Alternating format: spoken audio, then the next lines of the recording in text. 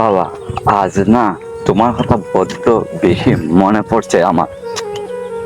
কারণ তুমি যেমন ঈদ আসলে কোনো কিছু কিনতে না, ঠিক তেমনি আজও আমি ঈদ আসলে পরিবারের কথা ভেবে কোনো কিছু কিনি না।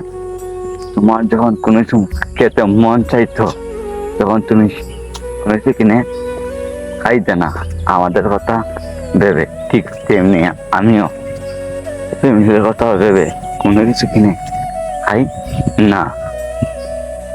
ও আজ তোমাকে কথা খুব বেশি মনে পড়ছে।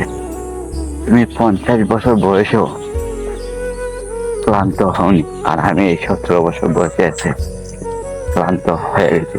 আমার দুই চোখে পাহাড় পরিমাণ ঘুম, মনে হয় এক ঘুমে পার করে দেয় সারাটা জীবন।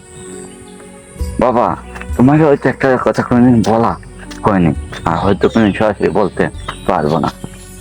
তোমাকে জড়িয়ে ধরে খুব বলতে ইচ্ছা হয়, বাবা আমি তোমাকে অনেক বেশি ভালোবাসি।